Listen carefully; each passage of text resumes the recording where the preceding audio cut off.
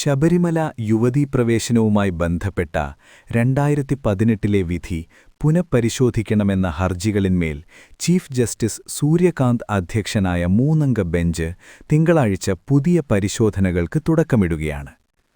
ഭരണഘടനാ ബെഞ്ചിനു മുന്നിലുള്ള പ്രധാന സാധ്യതകൾ ഇവയാണ്. 9-അംഗ ബെഞ്ച് രൂപീകരണമാണ് ആദ്യത്തേത്. ശബരിമല കേസ് പരിഗണിക്കുന്നതിനായി പുതിയ 9-അംഗ ഭരണഘടനാ ബെഞ്ച് രൂപീകരിക്കുന്നതിനെക്കുറിച്ച് നാളെ സുപ്രീം കോടതി തീരുമാനമെടുത്തേക്കാം. 2019 രൂപീകരിച്ച ബെഞ്ചിലെ പല അംഗങ്ങളും വിരമിച്ച സാഹചര്യത്തിലാണ് പുതിയ ബെഞ്ച് ആവശ്യമായി വരുന്നത്. ശബരിമല വിഷയം മാത്രമല്ല, മുസ്ലിം പള്ളികളിലെ സ്ത്രീ പ്രവേശനം, പാഴ്സി സ്ത്രീകളുടെ അവകാശങ്ങൾ തുടങ്ങി മറ്റു മതപരമായ ആചാരങ്ങളുമായി ബന്ധപ്പെട്ട നിയമപ്രശ്നങ്ങളും ഈ 9-അംഗ ബെഞ്ച് പരിഗണിക്കാൻ സാധ്യതയുണ്ട്. കേസിൽ എന്നുമുതൽ വിശദമായ വാദം തുടങ്ങണമെന്ന കാര്യത്തിലും തിങ്കളാഴ്ച തീരുമാനമുണ്ടായേക്കാം. 2 പ്രധാനപ്പെട്ട കാര്യങ്ങളായിരിക്കും പുതുതായി രൂപീകരിക്കാൻ പോകുന്ന 9-അംഗ ബെഞ്ചിനു മുമ്പാകെ വരുന്നത്. മതപരമായ ആചാരങ്ങൾ സംരക്ഷിക്കപ്പെടണമോ എന്നതാണ് അതിൽ ആദ്യത്തേത്, അതോ ഭരണഘടന ഉറപ്പുനൽകുന്ന സ്ത്രീ-പുരുഷ ലിംഗസമത്വത്തിനാണോ മുൻഗണന നൽകേണ്ടത് എന്നതാണ് രണ്ടാമത്തെ കാര്യം. എല്ലാ പ്രായത്തിലുമുള്ള സ്ത്രീകൾക്ക് ശബരിമലയിൽ പ്രവേശനം അനുവദിച്ച സുപ്രീം കോടതി ഭരണഘടനാ ബെഞ്ചിന്റെ വിധി നിലവിൽ കോടതി സ്റ്റേ ചെയ്തിട്ടില്ല എന്നതും ശ്രദ്ധേയമാണ്. എന്തായാലും വളരെക്കാലത്തിനു ശേഷം സുപ്രീം കോടതി പുറപ്പെടുവിച്ച ഒരു വിധിയിന്മേൽ വീണ്ടുമൊരു പരിശോധനയ്ക്ക് തുടക്കമിടുകയാണ് സുപ്രീം കോടതി. വളരെ സെൻസിറ്റീവായ വിഷയമായതിനാലാണ് 9-അംഗ ബെഞ്ചിനു വിടാൻ 2019 തന്നെ തീരുമാനിച്ചത്. അതാണ് 6 വർഷത്തിനു ശേഷം വീണ്ടും ഒരുപക്ഷെ വളരെക്കാലം നീണ്ടേക്കാവുന്ന പുതിയ ഒരു പരിശോധനയ്ക്ക് വിധേയമാക്കപ്പെടുന്നത്. 2018 സെപ്റ്റംബർ 28-നാണ് സുപ്രീം കോടതിയുടെ 5-അംഗ ഭരണഘടനാ ബെഞ്ച് ശബരിമലയിലെ യുവതീ പ്രവേശനവുമായി ബന്ധപ്പെട്ട ചരിത്രപരമായ വിധി പുറപ്പെടുവിച്ചത്. 4:1 എന്ന ഭൂരിപക്ഷത്തിലാണ് കോടതി ഈ വിധി പ്രസ്താവിച്ചത്. വിധിയുടെ പ്രസക്ത ഭാഗങ്ങൾ ഇനി പറയാം. ശബരിമലയിൽ 10-നും 50-നും ഇടയിൽ പ്രായമുള്ള സ്ത്രീകൾക്ക് പ്രവേശനത്തിനേർപ്പെടുത്തിയിരുന്ന വിലക്ക് ഭരണഘടനാ വിരുദ്ധമാണെന്ന് കോടതി പ്രഖ്യാപിച്ചു. ജൈവികമായ കാരണങ്ങളാൽ സ്ത്രീകളെ മാറ്റി നിർത്തുന്നത് തുല്യനീതിയുടെ ലംഘനമാണെന്ന് കോടതി നിരീക്ഷിച്ചു. ഭരണഘടനയുടെ 25-ാം അനുച്ഛേദം ഉറപ്പുനൽകുന്ന ആരാധനാ സ്വാതന്ത്ര്യം പുരുഷന്മാർക്കെന്നപോലെ സ്ത്രീകൾക്കും ഒരുപോലെ അവകാശപ്പെട്ടതാണെന്ന് ചീഫ് ജസ്റ്റിസ് ദീപക് മിശ്ര വ്യക്തമാക്കി.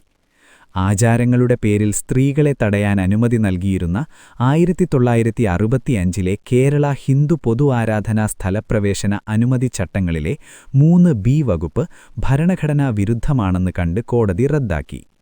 യുവതീപ്രവേശന വിലക്ക് ഹിന്ദുമതത്തിന്റെ അവിഭാജ്യ ഘടകമോ അനിവാര്യ ആചാരമോ അല്ലെന്ന് ഭൂരിപക്ഷ വിധിയിൽ ചൂണ്ടിക്കാട്ടി. അയ്യപ്പ ഭക്തർ ഒരു പ്രത്യേക മതവിഭാഗമല്ലെന്നും അതിനാൽ ഭരണഘടനയുടെ 26-ാം അനുച്ഛേദം പ്രകാരമുള്ള പ്രത്യേക അവകാശങ്ങൾ ഇതിൽ ബാധകമല്ലെന്നും കോടതി നിരീക്ഷിച്ചിരുന്നു. ആർത്തവം ഒരു അശുദ്ധിയായി കാണുന്നത് സ്ത്രീയുടെ അന്തസ്സിനെ ബാധിക്കുന്നതാണെന്നും ശാരീരിക അവസ്ഥയുടെ പേരിൽ വിവേചനം പാടില്ലെന്നും ജസ്റ്റിസ് DY ചന്ദ്രചൂഡ് തന്റെ വിധിന്യായത്തിൽ കുറിച്ചു. 5-അംഗ ബെഞ്ചിലെ ഏക വനിതാ ജഡ്ജിയായിരുന്ന ജസ്റ്റിസ് ഇന്ദു മൽഹോത്ര മാത്രമാണ് വിധിയോട് വിയോജിച്ചത്.